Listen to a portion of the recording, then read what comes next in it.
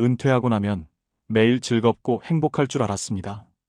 그런데 막상 닥쳐보니 시간이 많아도 쓸 줄을 몰랐고 가족은 있어도 말 붙이기가 조심스러웠습니다. 돈은 모았지만 불안은 사라지지 않았습니다. 혹시 이 말 남의 얘기 같지 않으신가요?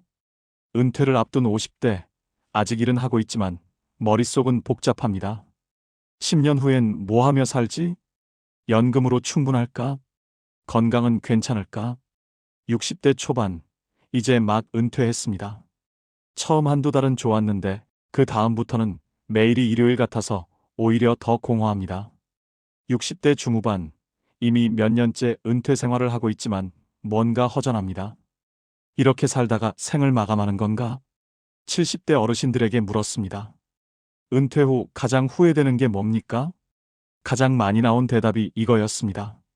50대, 60대 좀 더 힘이 있고 건강할 때 더 많이 여행하지 못한 것, 하고 싶은 일 미루기만 한 것, 새로운 도전을 시작하지 않은 것. 그런데 여러분, 행복한 노년은 저절로 오지 않습니다. 철저한 준비, 명확한 태도, 그리고 흔들리지 않는 나만의 루틴이 필요합니다. 200년 전 정약용이라는 사람이 있었습니다. 40세, 한창 잘 나가던 나이에 모든 걸 잃었습니다. 정조 임금의 총애를 받던 촉망받는 관료였지만 1801년 천주교 박해 사건에 연루되면서 하루아침에 관직도 명예도 재산도 가족과의 일상도 모두 잃었습니다. 전라도 강진, 외딴 유배지로 쫓겨났습니다. 그런데 그곳에서 기적 같은 일이 벌어졌습니다. 정약용은 유배라는 절망 속에서 오히려 인생 최고의 성과를 이뤄냅니다. 18년 동안 하루도 허투루 살지 않았습니다. 매일 새벽에 일어나 글을 쓰고 책을 읽고 사람을 가르쳤습니다. 강진에서 남긴 저서가 500권이 넘습니다. 유배가 끝났을 때 그는 조선 최고의 사상가로 부활했습니다. 그는 우리에게 이렇게 말합니다. 벼슬이 없어도 선비는 선비다. 생각해 보십시오. 그동안 직장에서 달고 다니던 타이틀, 그건 그 일을 수행하는 직책이었을 뿐 당신 자체는 아닙니다. 우리는 수많은 이름을 가지고 살아왔습니다. 가족 안에서는 엄마 아빠였고, 직장에서는 부장, 팀장이었고, 종교단체에서는 권사장로, 보살님으로 불리고, 동호회에서는 닉네임으로 통하죠. 그렇다면 은퇴 후 당신은 어떤 이름으로 불리고 싶으십니까? 이제 그건 당신이 결정할 수 있습니다. 자유로운 여행가가 될 수도 있고, 작가가 될 수도 있고, 사진가가 될 수도 있습니다. 어떻게 살고 싶은지는 당신에게 달려 있습니다. 오늘 이 영상은 정약용의 유배 생활 속에서 찾은 은퇴 후 재밌게 행복한 인생을 준비하는 7가지 태도를 소개합니다. 정약용의 이야기와 함께 좋은 인사이트 얻으시며 멋진 노후 준비하시길 바랍니다. 지금부터 함께 시작해 보겠습니다. 은퇴 후 갑자기 사라지는 것이 있습니다. 명함입니다. 직함입니다. 그리고 이름이 불리던 방식입니다. 부장님이라 불리던 사람이 이제는 누구에게도 그렇게 불리지 않습니다. 한순간 세상 속 이름이 사라지는 느낌. 그 공허함을 우리는 잘 알고 있습니다. 정약용도 같은 길을 걸었습니다. 40세의 관직을 잃고 강진으로 유배되었을 때 그는 더 이상 정승의 식객도 임금의 신하도 아니었습니다. 세상이 주던 이름이 모두 사라졌습니다. 그가 유배지에서 처음 머문 곳의 이름은 사이제라고 지었습니다. 생각, 용모, 언어, 행동을 바르게 하는 집이라는 뜻입니다. 이곳에서 그는 자신을 다시 세웠습니다. 관직이 없어도, 권세가 없어도 올바르게 생각하고 바로 말하고 단정히 행동하며 품위 있게 살아가겠다는 선언이었습니다. 정약용의 호다사는 차가 많이 나는 산이라는 뜻으로 강진 유배지에 있던 차밭이 많은 산에서 유래했습니다. 그는 이 시기에 18년간 유배 생활을 하며 많은 학문적 업적을 남겼고 자연스럽게 차를 즐기며 지내다 보니 차나무가 우거진 산이라는 뜻의 다산으로 불리게 되었습니다. 유배지에서 벗어나 고향 마현으로 돌아와서는 그는 스스로 자신의 호를 사암이라고 지었습니다. 사암은 다음 세상을 기다리는 사람이라는 뜻입니다. 자신의 학문과 생각이 후세에 인정받기를 바라는 마음을 담았습니다. 옛말에 사람은 이름대로 된다고 했습니다. 당신의 이름은 태어났을 때 부모님이 지어주신 이름이지만 정약용이 다산이라는 호를 지어 불렸듯이 오늘 당신 스스로에게 새로운 호를 지어주시면 어떨까요? 배움을 즐기는 사람이라는 뜻의 낙학, 자유롭게 여행하는 사람이라는 뜻의 유유, 손주들과 함께하는 사람이라는 뜻의 동락. 어떤 이름이든 좋습니다. 당신이 되고 싶은 사람, 하고 싶은 삶의 방향을 담은 이름을 지어보십시오. 이름이 바뀌면 정체성이 바뀝니다. 제2의 인생은 그 이름의 방향대로 나아갈 것입니다. 요즘 당신의 하루는 어떻습니까?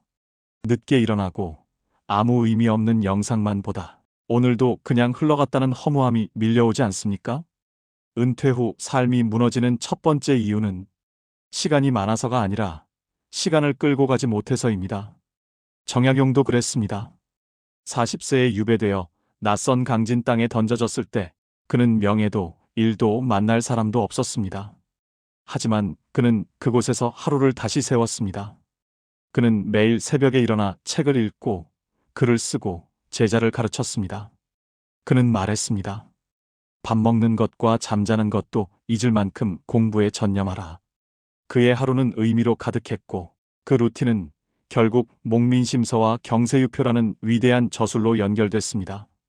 18년의 유배 기간 동안 500여 권의 저서를 남긴 것은 매일매일 규칙적으로 살았다는 증거입니다.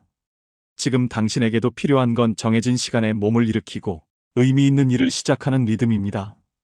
오전엔 걷기와 독서, 오후엔 기록과 정리, 저녁엔 나눔과 교류. 그리고 70대, 80대 어르신들이 가장 후회하는 것 기억하시나요? 바로 50대, 60대 건강할 때 더 많이 여행하지 못한 것이었습니다. 그렇다면 여행을 루틴에 넣어보는 건 어떨까요? 평소 가고 싶었던 여행지를 계획하며 미리 그곳의 역사, 문화, 가볼 곳을 공부해 보십시오. 단순히 풍경만 보는 여행이 아니라 알고 가면 더 깊이 보게 되고 더 특별한 곳이 됩니다. 해외여행이라면 요즘 핸드폰 앱도 많지만 간단한 영어 회화를 미리 공부해 보십시오. 현지에서 직접 사용하면 여행이 훨씬 더 즐겁고 편해집니다. 여행을 준비하는 과정 자체가 하루의 의미를 더합니다. 그곳에 대해 조사하고 언어를 배우고 일정을 짜는 시간, 그리고 여행지에서의 메모와 사진들은 나중에 당신만의 소중한 지적 재산이 될 것입니다. 하루는 우연히 굴러가는 것이 아니라 의식적으로 끌고 가는 것임을 정약용은 보여줍니다. 그리고 그는 말합니다. 마음은 단속하지 않으면 흩어진다. 오늘 하루 당신의 마음을 다시 모아 단단한 루틴 하나부터 시작해 보십시오. 그 하루가 쌓여 흘러가던 삶이 아니라 끌어가는 삶이 시작됩니다. 이 나이에 뭘 배워? 혹시 이런 생각하고 계신가요? 요즘 자고 일어나면 세상이 바뀐 것처럼 새로운 AI 기술들이 나와 있는 걸 체감하시나요? 챗GPT니 인공지능이니 하는 말들이 뉴스에 나오는데 솔직히 무슨 말인지 잘 모르겠습니다. 이 나이에 이런 걸 배워서 뭐 해? 이렇게 생각하기 쉽습니다. 하지만 여러분, 지금 세상은 무섭게 변하고 있습니다. 은행 창구는 점점 줄어들고 식당에서는 키오스크로 주문해야 하고 택시도 앱으로 불러야 합니다. 병원 예약도 기차표 예매도 물건 주문도 모두 인터넷으로 해야 합니다. 배우지 않으면 일상생활 자체가 어려워질 수 있습니다. 배움을 멈추는 순간 세상과 단절됩니다. 자식들에게 매번 물어봐야 하고 남에게 의존해야 합니다. 나는 몰라라는 말 편하게 쓰고 계신가요? 그 말은 사실 나는 더 이상 성장에 관심 없다는 말과 같습니다. 배운다는 건 거창한 게 아닙니다. 이런 변화의 흐름을 타고 일상생활을 내가 영위해 나갈 수 있도록 하는 것입니다. 남에게 적어도 의존하지 않으려면 변화를 받아들이고 익혀야 합니다. 정약용은 40세에 유배되어 모든 것을 잃은 자리에서 다시 배우기 시작했습니다. 고전, 법제도, 수학, 의학, 지리, 언어까지 하루도 쉬지 않고 기록했습니다. 그리고 75세생을 마감하기 직전까지 붓을 놓지 않았습니다. 하루라도 배우지 않으면 그 하루는 나를 떠난다. 라고 말했습니다. 배움과 나이는 상관없습니다. 오늘부터 시작하십시오. 처음엔 어렵지만 배우면 세상이 넓어집니다. 당신이 평생 하고 싶었던 것, 배우고 싶었던 것 시작해보세요. 역사든 외국어든 악기든 배움이 당신을 젊게 만들 것입니다. 나이 탓을 멈추고 배움의 끈을 다시 잡는 순간 당신의 삶은 다시 젊어집니다. 늙어서 배우는 자는 늙지 않습니다. 나이가 들수록 돈이 더 소중해진다고들 말합니다. 하지만 막상 어디에 어떻게 써야 할지 헷갈릴 때가 많습니다. 아끼고 아끼다 병원비로 다 쓰게 될까 불안하고, 반대로 너무 쓰면 자녀에게 짐이 될까 망설여집니다. 이럴수록 중요한 건 지혜로운 구분입니다. 쓸 곳에는 당당히 쓰고 버려도 될 곳에는 담담히 줄이는 것. 그게 노년의 품격이자 삶의 태도입니다. 정약용은 유배지에서 가장 어려운 시절을 보냈지만 절제와 검소의 지혜를 잃지 않았습니다. 그는 아들들에게 편지를 보내 이렇게 말했습니다. 검소는 가장 큰 부요요. 절개는 벼슬보다 높다. 검소하게 사는 것이 가장 큰 부자가 되는 길이고, 절개를 지키는 것이 높은 벼슬보다 귀하다는 뜻입니다. 그는 말뿐 아니라 몸으로 실천했습니다. 강진에서 그는 뽕나무를 심고 닭을 키웠습니다. 쓸 수 있는 것을 만들어 쓰고 없는 것은 없는 대로 살았습니다. 자급자족하며 절제하는 삶. 그것이 위기의 시대를 견디는 힘이었습니다. 그 절제 속에서도 그는 매일 책을 썼고 차를 나눴고 제자들을 가르쳤습니다. 불편함은 있었지만 비참함은 없었습니다. 왜냐하면 그는 가치 있는 곳에는 아낌없이 투자했기 때문입니다. 책을 사고 제자들을 가르치는 데는 시간과 노력을 아끼지 않았습니다. 나이 들어가면서 필요한 건 이런 지혜로운 소비입니다. 건강을 위한 운동, 배움을 위한 책과 강좌, 소중한 사람들과의 만남, 의미 있는 여행. 이런 곳에는 아낌없이 쓰십시오. 이건 소비가 아니라 투자입니다. 반면 효과 불분명한 건강식품, 집에 쌓이기만 하는 물건들, 체면 칠해를 위한 과소비, 이런 곳에는 과감히 줄이십시오. 나이 들어가면서 소비는 허세가 아니라 지혜와 기준으로 정리돼야 합니다. 사람이 겉은 가난해도 속이 부유하면 얼굴에 기품이 깃든다라고 했습니다. 정약용처럼 절제하되 가치 있는 곳에 쓰는 삶. 나를 위한 것인지 보여주기 위한 것인지 조용히 점검해 보십시오. 그것이 품격 있는 노년을 만듭니다. 돈이 많고 적음이 아니라 어떻게 쓰느냐가 당신의 품격을 결정합니다. 40여 년을 회사를 위해 열심히 일했습니다. 그런데 은퇴하고 나니 그 경험이 다 허공으로 날아가는 것 같습니다. 내가 뭘 했지? 돌이켜보면 참 많은 일을 했는데 남은 건 없는 것 같습니다. 쌓아온 노하우도, 겪어온 시행착오도, 배워온 지식도 모두 회사에 두고 나온 것 같습니다. 이제 그 경험을 어디에 쓸 수 있을까요? 아무도 물어보지 않습니다. 하지만 여러분, 당신이 살아온 50년 이상의 경험은 그 자체로 누군가에게는 길이고 답이고 위로가 됩니다. 정약용을 보십시오. 그는 유배지에서 제자들을 가르치고 백성의 삶을 관찰하며 자신이 쌓아온 행정과 학문의 경험을 글로 정리했습니다. 그렇게 탄생한 책이 경세유표, 흠음신서, 목민심서였습니다. 그리고 그는 말했습니다. 재산은 물에 떠내려가도 글은 마음에 남는다. 그에게 지식은 남에게 보여주기 위한 것이 아니라 후세를 위한 씨앗이었습니다. 정약용은 또 말했습니다. 간추려 정리하라. 정리의 습관이 핵심을 파악하는 힘을 키우고 한 분야의 지식이 다른 부분으로까지 확산된다. 당신의 경험도 마찬가지입니다. 그것을 꺼내서 정리하고 나누면 썩지 않는 자산이 됩니다. 영업을 했다면 고객 응대의 지혜를, 기술직이었다면 문제 해결의 노하우를, 교육자였다면 사람을 가르치는 방법을, 직장 경력, 자식 키운 노하우, 병을 이겨낸 경험, 인생에서 얻은 교훈. 이 모든 것이 세상에 다시 쓰일 수 있는 자산입니다. 그 경험을 글로 쓰십시오. 블로그든 유튜브든 책이든 형식은 중요하지 않습니다. 요즘은 쉽습니다. 블로그 개설은 10분이면 됩니다. 유튜브 쇼츠는 1분짜리 영상으로 시작할 수 있습니다. 손주들에게 들려주는 이야기를 녹음해도 좋습니다. 누군가는 당신의 이야기를 필요로 합니다. 같은 분야에서 일하는 후배들, 같은 고민을 하는 시니어들, 인생 선배의 조언이 필요한 젊은이들. 배운 것을 나눌 때 당신의 삶은 끝나는 것이 아니라 확장되는 것입니다. 정약용은 말했습니다. 말로 전해진 지혜는 짧고 글로 남긴 지혜는 오래간다. 지금 당신의 이야기를 시작해보세요. 그 경험은 절대 썩지 않습니다. 그건 당신만이 가진 살아있는 씨앗입니다. 은퇴하고 나니 사람 관계가 참 애매해집니다. 직장 동료들과는 연락이 끊기고 술자리 약속도 뜸해집니다.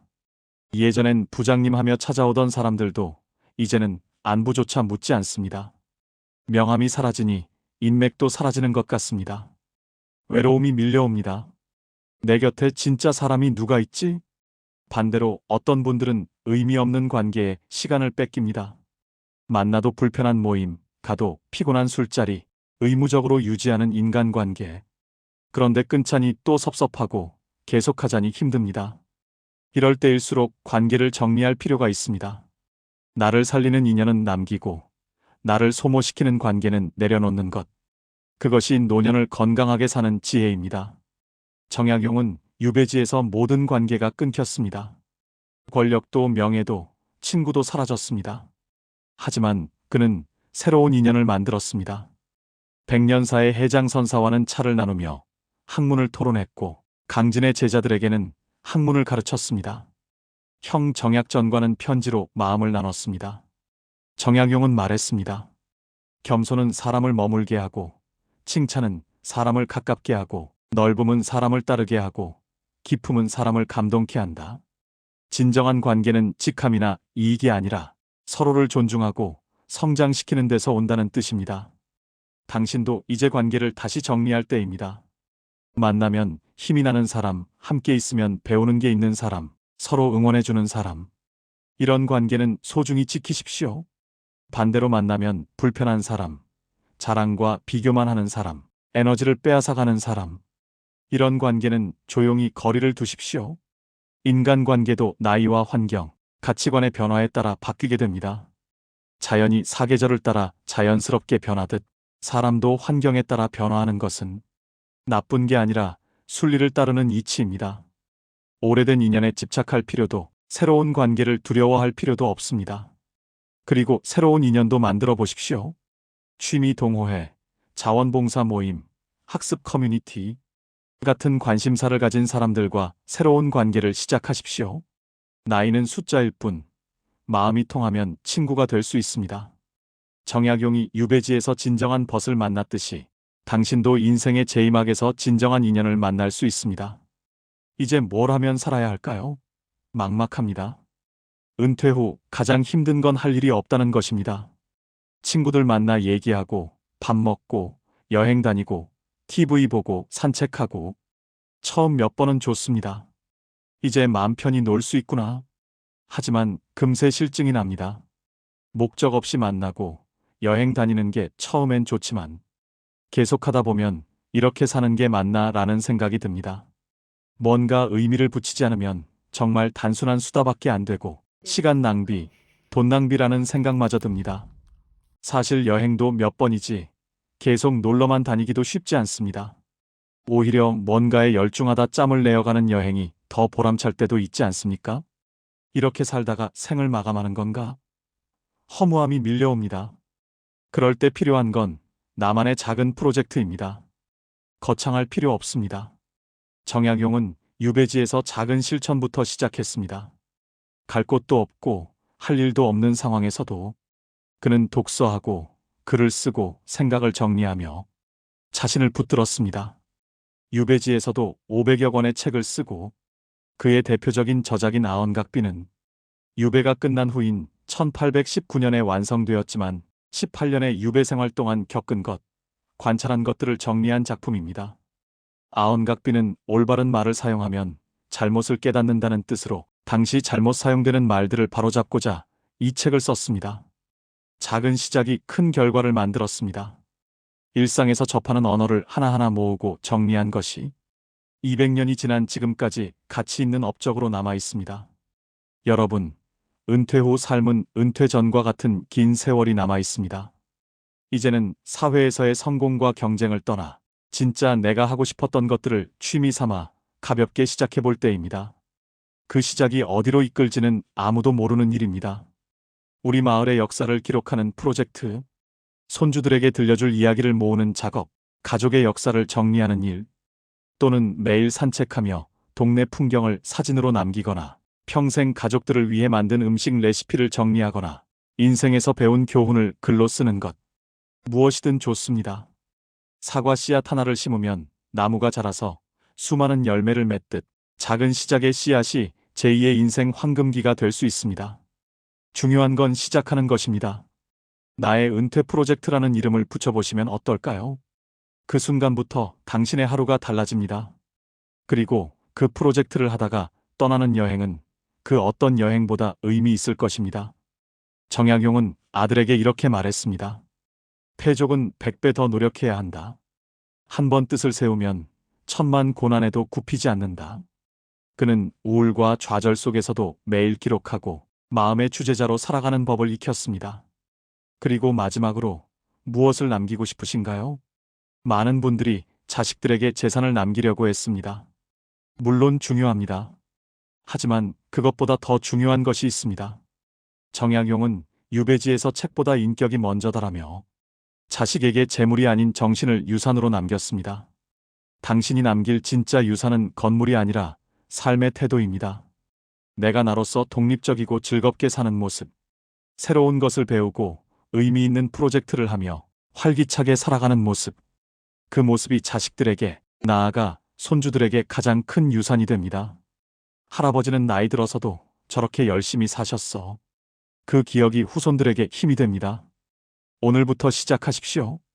작은 프로젝트 하나, 흔들리지 않는 마음 하나.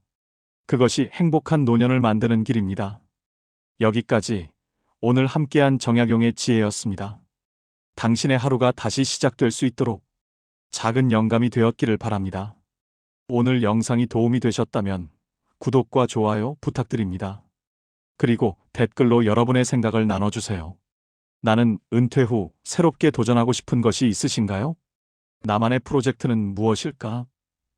여러분의 이야기를 듣고 싶습니다. 이 영상이 은퇴를 준비하시는 분들, 이미 은퇴하신 분들께 도움이 된다면 주변 분들과도 공유해 주세요. 함께 행복한 노년을 준비해 나가길 바랍니다. 늘 당신의 인생 2막을 응원하겠습니다. 끝까지 영상 시청해 주신 여러분 진심으로 감사드립니다.